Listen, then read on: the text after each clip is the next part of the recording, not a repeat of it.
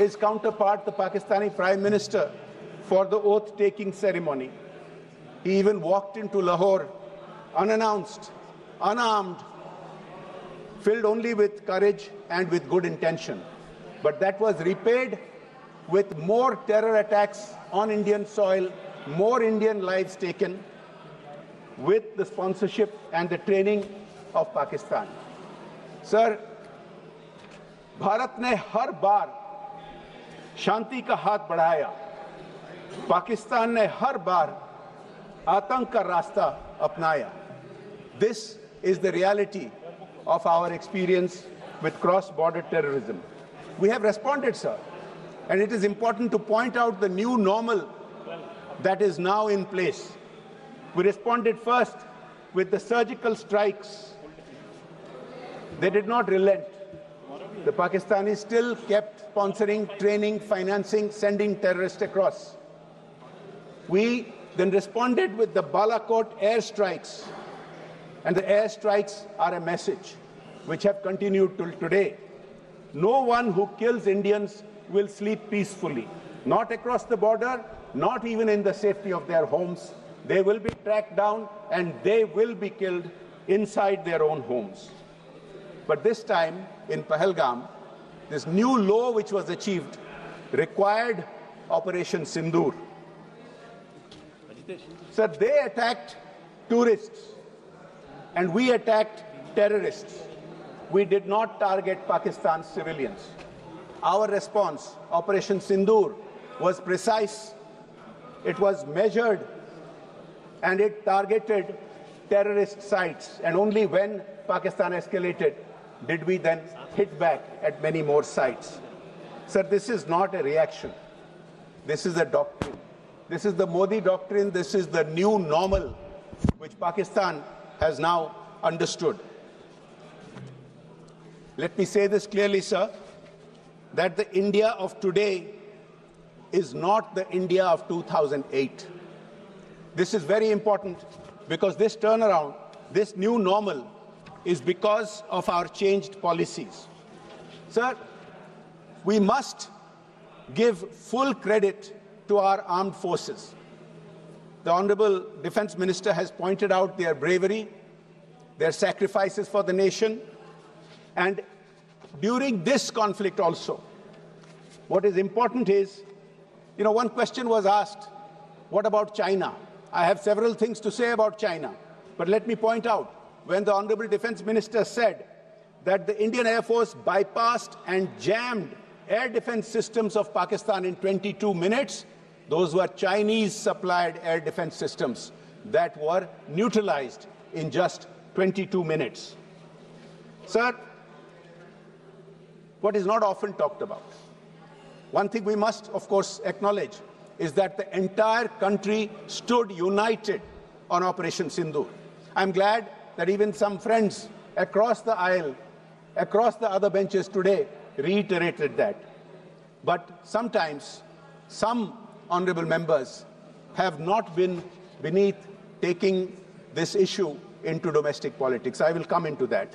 One of the aspects that did not get talked about is that in this operation, where 11 air bases of a nuclear-armed country was hit. This is perhaps a first. This is perhaps a first that the armed bases of a nuclear-armed country was hit by India, 11 of them, and it destroyed 20% of Pakistan's Air Force assets. This is something that is worth remembering.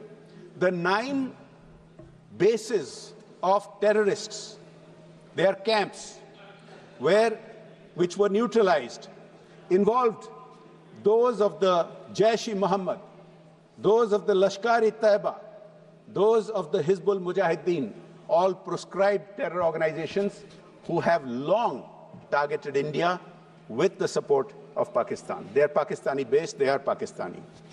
Sir, we have talked about more than 100 terrorists being eliminated in Operation Sindoor's hit on Pakistan. It is also important to point out that at least 5 of them were very infamous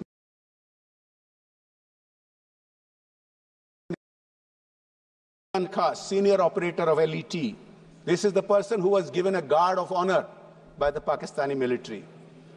Khalid alias Abu Akasha, another Lashkar-e-Taiba commander.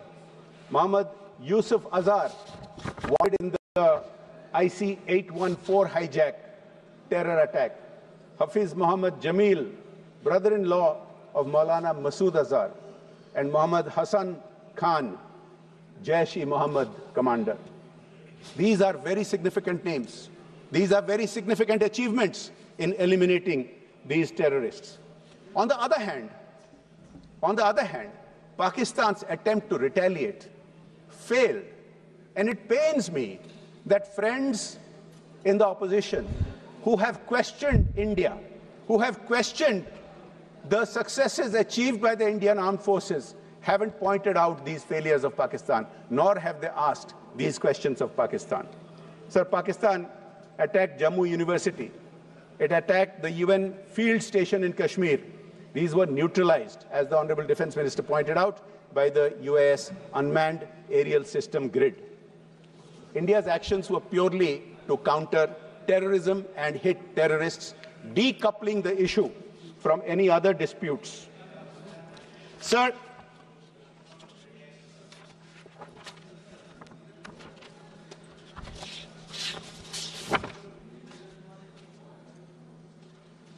if we look at the new normal that I have been talking about, it is important to understand what the past was.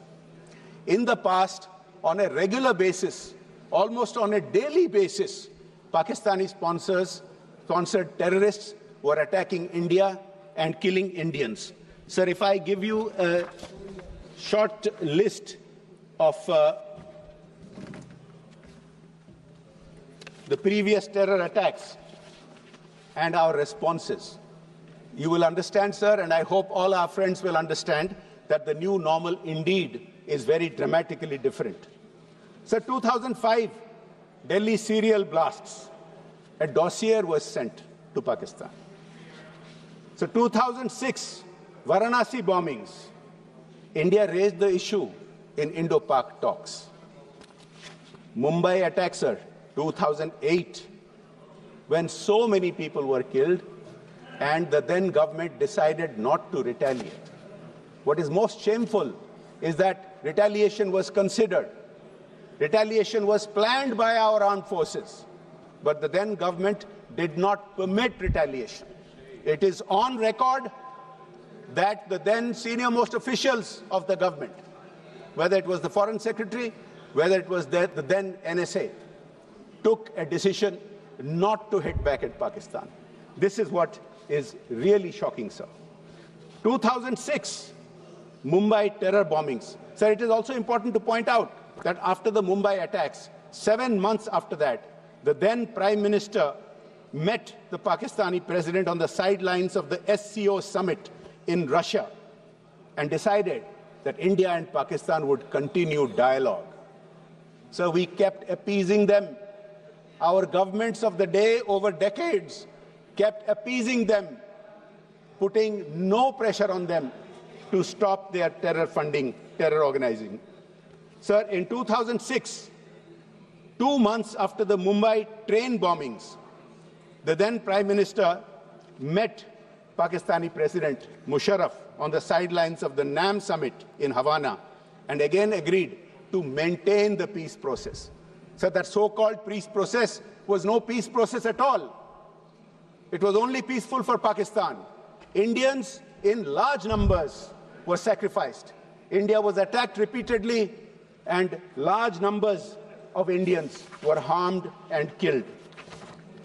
Sir, worst of all, in 2009, within 8 months of the Mumbai terror attack, the then Prime Minister met his Pakistani counterpart at Sharm el-Sheikh in Egypt and agreed to again continue the cooperation with Pakistan. This for a country that for 78 years has been attacking India ceaselessly. Our approach in the past was only to cooperate, only to talk, not to retaliate, not to teach them a lesson. Sir, the worst part of this at Sharm el-Sheikh was a reference to Balochistan which can be interpreted as if India and Pakistan are equated, as if India does similar things to Pakistan, whereas the issues are entirely different. There are no terror camps in India training terrorists and sending them to Balochistan. There is no equation at all. There is no comparison at all. And yet, our government of the day had no compunction in granting such a hyphenation with Pakistan. Sir, this can go on and on. There are many, many different such examples, and I will come to some of them. Sir, one question has been raised as to whether there was pressure on India to conclude the hostilities. There was absolutely no pressure on India. This has been pointed out again and again. Sir, any country can call and make suggestions. Anybody can do that. We as members of parliament can call up our counterparts when they are in the midst of hostilities, and we can give them suggestions. That is not how the hostilities ended. Sir, India has pointed out very, very clearly that this is a bilateral issue, and we have no intention of escalating. We would stop hostilities if Pakistan requested. And until and unless Pakistan directly requested India, we did not stop the hostilities. It had no relation, no connection to any requests by anybody else until Pakistan directly requested India. And sir, I ask my friends in the opposition, this has not been contradicted by anyone. Has anyone contradicted India's assertion that we insisted that it had to be a Pakistani request that we will respond to? And Pakistan finally came to its knees and requested, and that is what we responded to. Now, it is shameful that many in our country keep questioning the Indian armed forces, keep questioning the Indian government, and don't question what Pakistan stands for, what Pakistan says. Sir, I want to point out what Pakistan has said. They made absurd claims. Pakistan has made a claim to an international TV channel on 7th May. Pakistan's IB minister, Ataullah Tarar, said, there are no terrorist camps in Pakistan. Have any of our friends in the opposition questioned that? Many of them have been quoted repeatedly in international media. Have any of them questioned that? Pakistan, where the most infamous terrorist in memory, the Al-Qaeda chief, was sheltered next to an army base, claiming that it doesn't have terror camps, when terror camps have been pointed out in satellite imagery, when not only terror camps have been pointed out, because of the efforts of our government, many terrorist organizations and many individual terrorists have been proscribed by a variety of multilateral organizations, including the United Nations itself. Sir,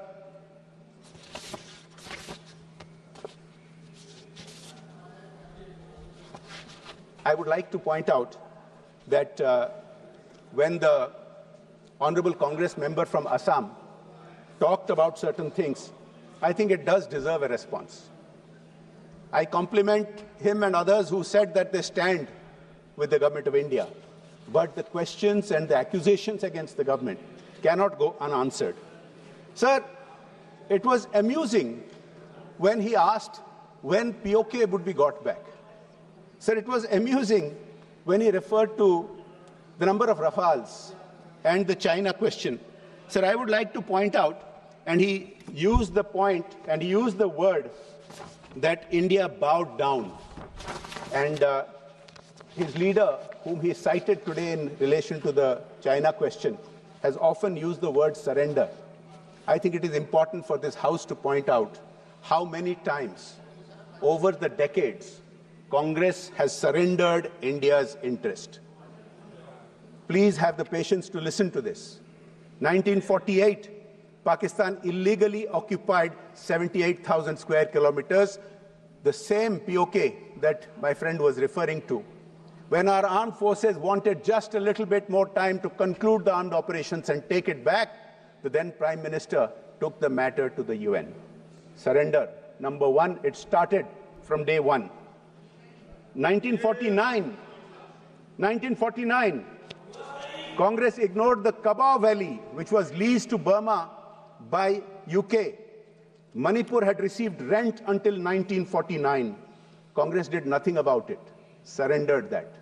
Surrender number 2. Sir, in 1954, our then Prime Minister conceded India's rights in Tibet, accepting China's annexation without gain, withdrawing our military escorts and services. A very major surrender, number 3. Sir, in 1958, under the Noon-Nehru Pact, Berubari was transferred to East Pakistan, despite severe opposition. Another surrender. So I lose count of the number of surrenders, but there are quite a lot. Please allow me to point out a few more. If I list all the surrenders that Congress did of India's national interest, then the 16 hours that the Honorable Speaker has granted us will not be enough. But I will point out a few more. Sir, in the 1950s, our then Prime Minister rejected the proposal for a UN permanent seat for India in the Security Council. Surrender to China. Surrender. 1960, India conceded the Sarja Majra, Rakh Hardit Singh, Pathan Ke, Suleiman Ke and Chak Lereke in Punjab to Pakistan. Another surrender. Sir, our then Prime Minister played down the value of Aksai Chin in 1959, calling it barren and uninhabited, when in fact it is full of mineral resources, dismissing conflict with China. Another surrender. Sir, I can just go on and on and on.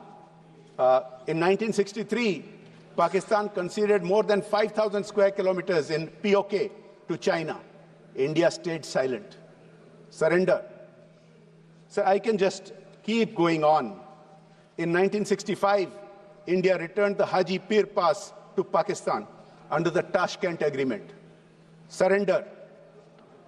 Sir, under the 1971 Shimla Agreement, India returned 5,000 square miles to Pakistan, while Pakistan retained 30,000 square miles, and 93,000 Pakistani soldiers were released, while at the same time, 56 Indian soldiers died in Pakistani jails.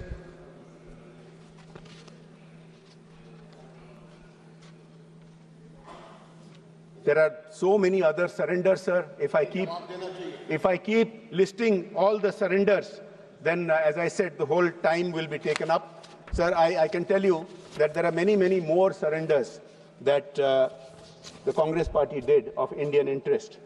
And since the issue of China was raised, I think it is important to point out, isn't it the leader of the opposition who, on social media, is seen praising China's capabilities, China's drones?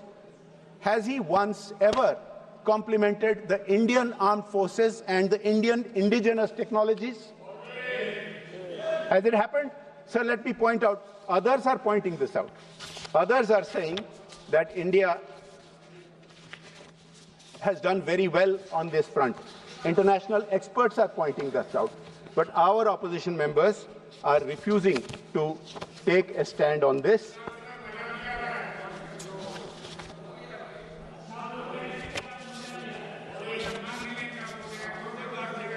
नहीं, मजा कैसे लगेगा? मजा कैसे लगेगा? क्योंकि ये बहुत कठिन बातें हैं.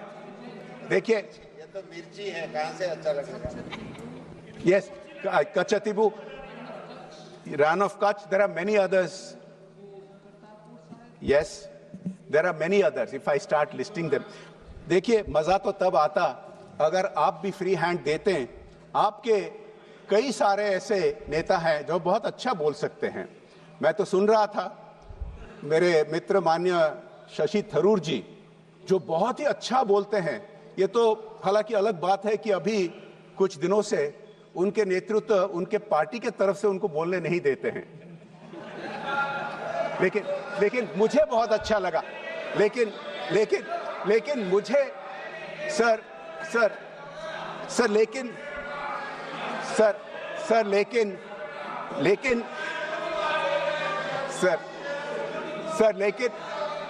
सुन तो लीजिए सर. लेकिन मुझे बहुत अच्छा लगा कि उनको देश के हित में बोलने के लिए कोई रोक नहीं सका। मजा तो उसमें आता है।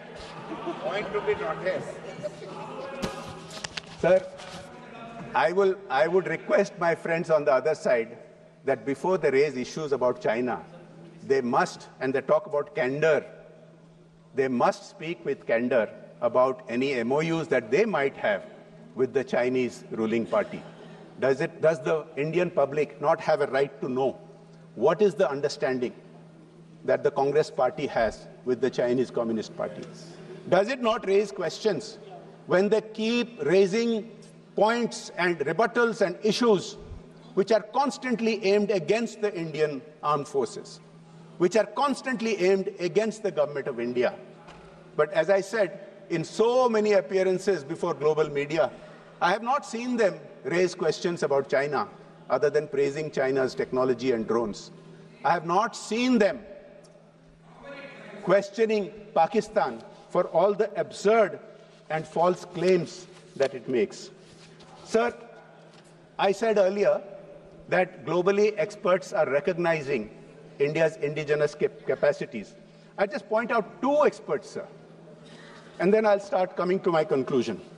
Sir, John Spencer, who's the chair of Modern War Institute in the US last year in 2024, he said, "Make in India has transformed the country's defense landscape. From meeting 32% of the Army's ammunition needs domestically in 2014, in 2024, India meets 88% of its ammunition needs domestically." Sir, another expert, Tom Cooper, who is a military historian and an aviation analyst, says this right after Operation Sindur's attack on Pakistan. Quote, "The world knew about India's capability, but it had not been demonstrated before. And all of a sudden, within 24 hours, India showed that it can hit Pakistan hard." Unquote. Sir, the reality is, all the statistics that I have been citing about hitting Pakistani air bases, about hitting Pakistani terrorist sites, are all backed up. They are backed up by satellite imagery.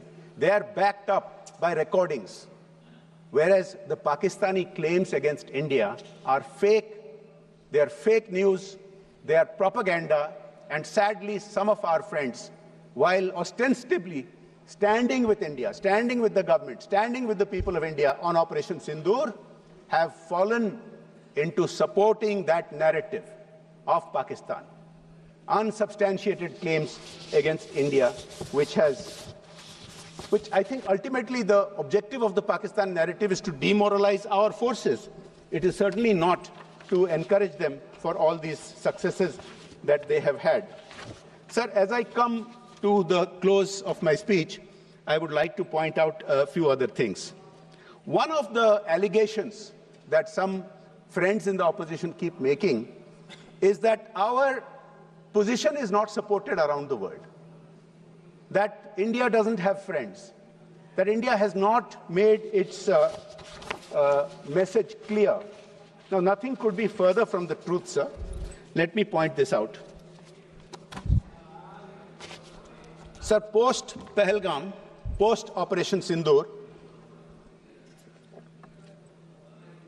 India has received 61 messages from heads of state, heads of government, and vice presidents.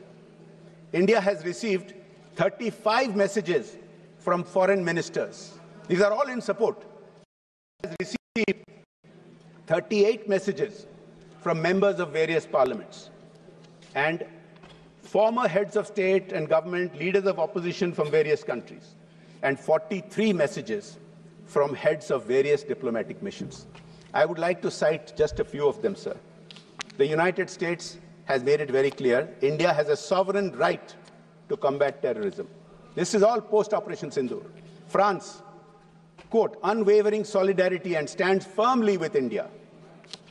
Sir, Armenia, "terrorism cannot be condoned and must be condemned. Countries have the right to defend themselves against terrorism." Russia, This brutal crime has no justification whatsoever, and its perpetrators will face a deserved punishment.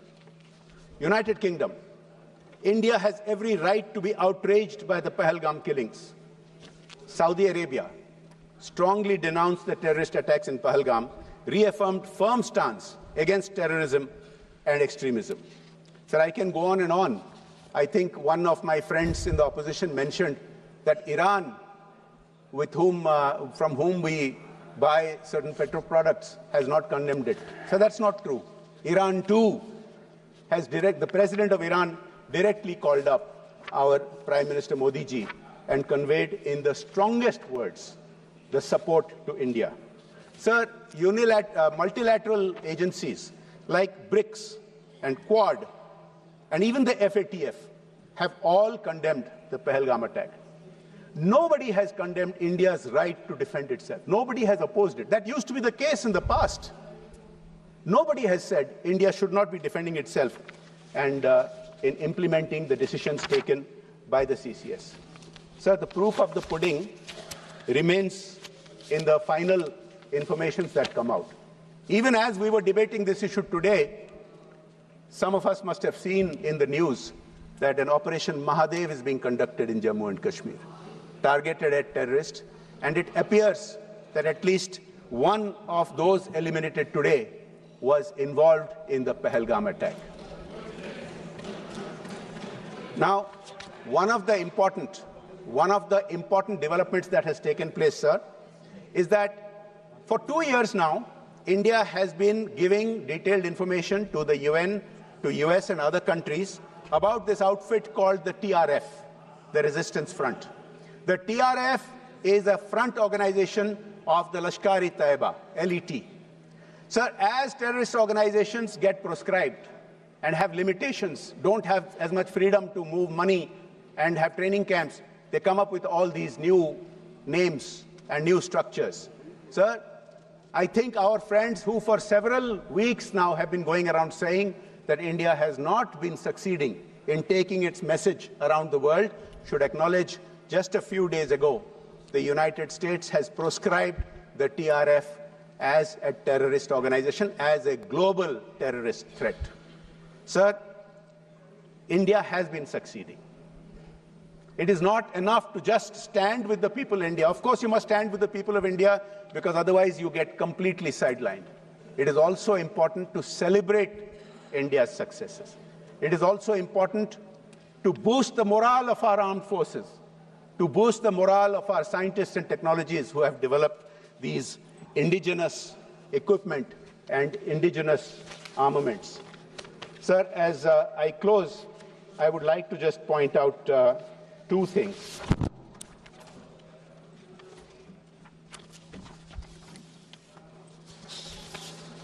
Sir, with your indulgence, I would like to paraphrase a line from a Hindi film of about 4 years ago. No, the film was called Sardar Udham, and उसमें एक line था sir, line था कि दुश्मन को दर्द का एहसास हो तो जवाब तभी पूरा होता है. सर, मैं इस संदर्भ में कहना चाहता हूं कि ऑपरेशन सिंदूर वो जवाब था जिसमें दर्द भी था और संदेश भी.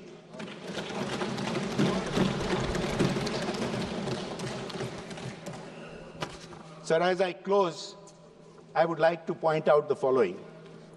Those who are still wanting to test Bharat's will, the willpower of the Indian government and the Indian people, will be in a very sorry situation. Sir, in concluding, I must also point out that when we sent out delegations, 7 delegations went out to different countries. I was part of one of them. And the experiences that we had was very clear. All these nations unequivocally understood and supported India's stance. All these nations reiterated India had a right to self-defense and to hit back against terror.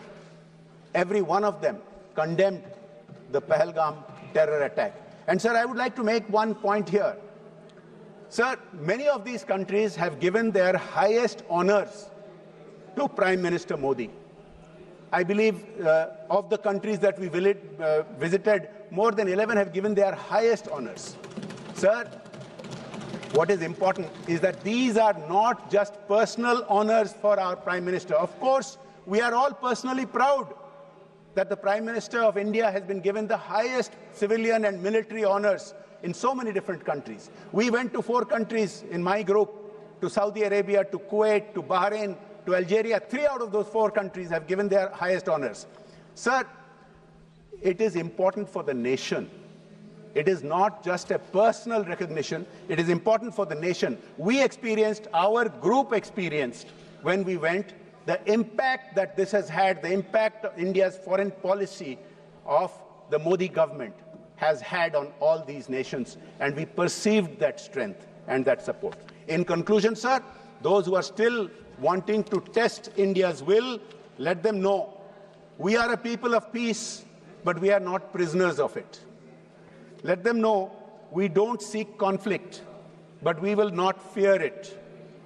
Let them know we never start fights, but we never lose them either. Jai Hind, Jai Bharat. माननीय श्री दीपेंद्र हुड्डा जी। पहलगाम आतंकी हमले में शहीद हुए 26 देश के नागरिकों को श्रद्धांजलि देने के साथ सर्वप्रथम मैं हिंदुस्तान की फौज को नमन करना चाहूंगा। देश की फौज के पराक्रम को कोटि कोटि नमन करना चाहूंगा। देश की फौज का मैं धन्यवाद करना चाहूंगा कि ये फौज, ऐसी फौज, दुनिया की सबसे बेहतरीन फौज अगर कहीं की है तो भारतवर्ष की, देश की फौज है, जिसने हमेशा तिरंगे को ऊपर रखने का कार्य किया। और देश की फौज का पराक्रम कोई चर्चा का विषय भी नहीं। बार बार सत्ता पक्ष की तरफ से देश की फौज के पराक्रम को लेकर बात कही जा रही है, इसमें हम सब शामिल हैं। आप प्रस्ताव लाइए, देश की फौज के पराक्रम को नमन करने का प्रस्ताव लाइए, हम आपका साथ देंगे। नहीं तो हम प्रस्ताव ला रखते हैं, आप हमारा साथ दीजिए। यह चर्चा का विषय नहीं है। चर्चा का विषय यह है कि फौज ने तो अपना काम किया, लेकिन क्या सत्ता पक्ष में बैठे हुए नेताओं ने अपना काम किया कि नहीं किया, यह चर्चा का विषय है। चर्चा का विषय यह है कि सत्ता पक्ष की कार्यप्रणाली क्या रही ऑपरेशन सिंदूर के समय। और हमारा देश लोकतंत्र है, विपक्ष की जिम्मेदारी है, यदि सत्ता पक्ष अपनी जिम्मेदारी में कहीं कमी छोड़ता है तो विपक्ष की जिम्मेदारी है उस कमी को, उस खामी को देश के जनता के सामने रखे। यह हमारी जिम्मेदारी है इस प्रजातंत्र में। विपक्ष ने अपनी जिम्मेदारी उस समय निभाई जब पहलगाम पे आतंकी हमला हुआ, और हमने कहा कि हम आपके साथ हैं। हमने कहा कि दुश्मन को मुंह तोड़ जवाब दो, पूरा देश आपके साथ है, विपक्ष आपके साथ है। लेकिन आपने क्या किया? आपने सर्वदलीय बैठक रखी, लेकिन सर्वदलीय बैठकों में प्रधानमंत्री जी नहीं शामिल हो पाए। उनकी व्यवस्था दिखाई गई। अगर उन दिनों में उनकी व्यवस्था थी तो दिन बदले जा सकते थे, और अगर दिन में व्यवस्था थी तो रात के 12 बजे भी अगर आप सर्वदलीय बैठक रहते तो हमारे नेता, देश के विपक्ष के नेता सब आने के लिए तैयार थे। दुनिया में एक शक्ति प्रदर्शित होती भारत के लोकतंत्र की कि सब एक हैं, लेकिन आपने वो मौका चूक गए आप। उसके बाद बहरहाल ऑपरेशन सिंदूर में हमारी फौज ने अपना पराक्रम दिखाया, अपना लोहा मनवाया। और एक ऐसा समय आया 9 तारीख के बाद जब दुनिया ये मानने लगी कि हिंदुस्तान की फौज का अपर हैंड है, हम एडवांटेजियस पोजीशन में हैं, हम दुश्मन के गले के नजदीक हैं। लेकिन फिर 10 तारीख को यकायक सीज फायर। देश की भावना थी कि पाकिस्तान को मुंह तोड़ जवाब दिया जाए, निर्णायक जवाब दिया जाए, जैसा 1971 में पाकिस्तान के 2 टुकड़े करके दिखाया था हमारी देश की फौज ने। तत्कालीन